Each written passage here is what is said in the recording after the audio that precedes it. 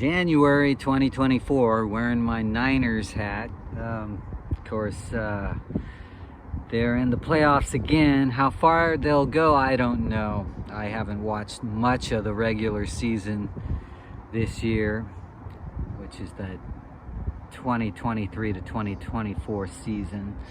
But I know that the NFL and football, it historically has played a big part in local economies, even for cities that don't have a football team, like Sacramento doesn't have a pro football team.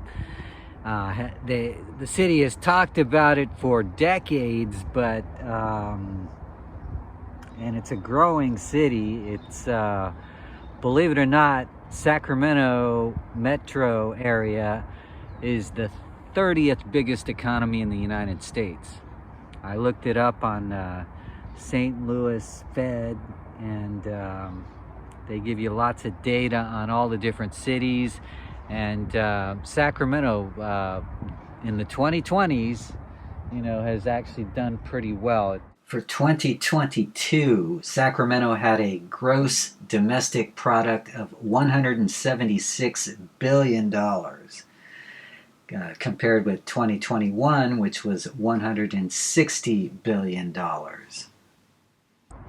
So it's a pretty big economy. You compare that with trillion-dollar cities like New York City and Los Angeles.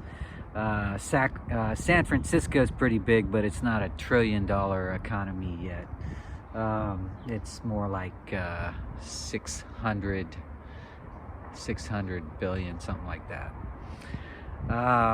And then you look at smaller cities like Fresno. That's like around $50 billion economy.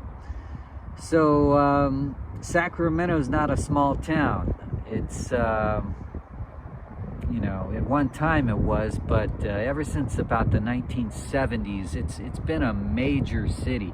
I know that in the radio world, we look at markets and how they're ranked.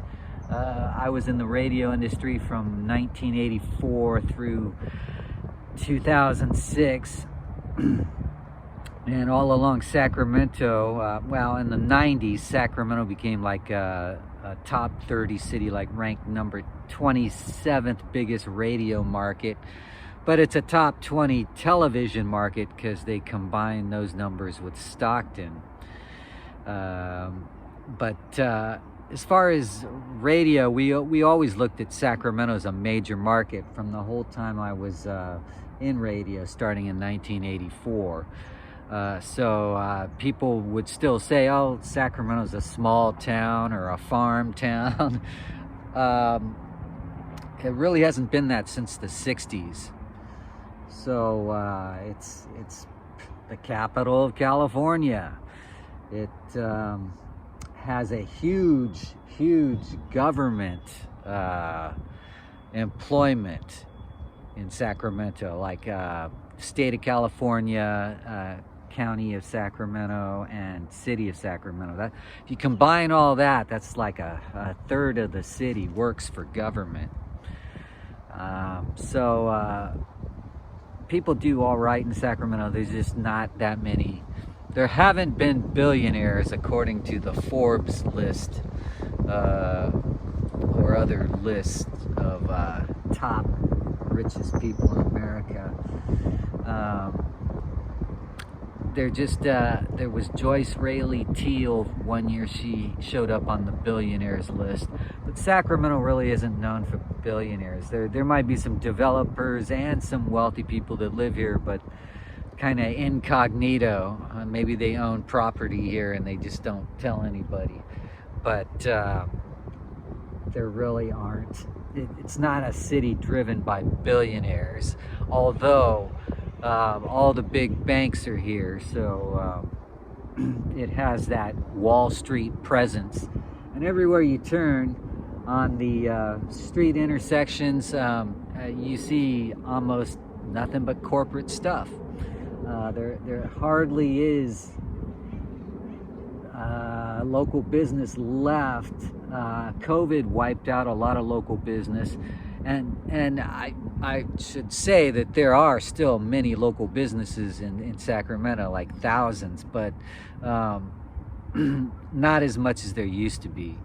Like in the 80s, I could walk down Arden Way and it was just one mom and pop shop after another. And I worked at King's Skate Country on Arden Way. That's how I started my DJ career, as well as doing high school dances and weddings and mobile DJ work. That's what I did in the 80s. So I was a small businessman starting off out of college, actually even during college. So I worked for the mom and pop roller rink, King's Skate Country on Arden Way. From there I got an internship at Quad, which was a mom and pop radio station, independently owned by a wealthy individual. I moved up and became program director of the station, but I also worked at some other stations, and you know, it's usually mom and pop and small businesses, and there's disadvantages to small businesses because of funding, you know, lack of funding.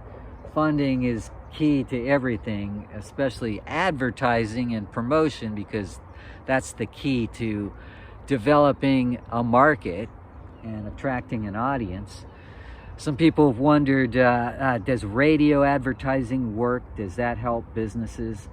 And I could tell you from working in radio that it helps certain businesses, not others. Like, it helped Tower Records, which started out in Sacramento, and I went to high school with the founder, Russ Solomon's son, Dave Solomon. And Tower Records sold lots of records. They're like the #2 retail record store chain in America. Okay, they started in Sacramento in the early 1960s and then expanded, and you know, by the 90s they were like they were becoming an international company, but they eventually went bankrupt in 2006, partly because of the internet boom. That's where people started getting their music, and big box stores also played a role in it. Also, big lenders. But anyway, the economy, does radio help the economy? I think at one time it helped certain businesses. I remember there were businesses besides Tower Records that kept coming back to us because we helped their business. And stuff like Surf and Skate, you know, sold a lot of like swimwear and skateboards, and you know, we had restaurants and local nightclubs. Mason Wong always had a happening nightclub, and he was an advertiser on Quad, and I'm sure he can tell you that radio helped his nightclubs. And we did some live broadcasts. You know, there was the Piranha Room and Shark Club. But as far as the local economy, I think radio does help, but you have to get the right target audience. They have to match whatever your business is. It has to match the audience of the station you're advertising on. As far as other local media, I got some good response when I started Sacramento's first 24-hour internet radio station, which was Sac Live back in 1999. At the time it was called Sacramento Music Scene, and got some publicity from local TV stations because it was like a public service announcement. I sent out like postcards to all local media, letting them know that you know, we were the first internet station, and that had 24-hour content that you could dial into. So that was revolutionary and groundbreaking. So, you know, they different media covered that event. You know, Channel 3, Channel 10, Channel 40, and the Sacramento Bee. So a lot of that exposure, the key is to get a lot of exposure, ideally for community events. And because TV stations love to cover that stuff. And, you know, it connects audiences. So, but I also know somebody who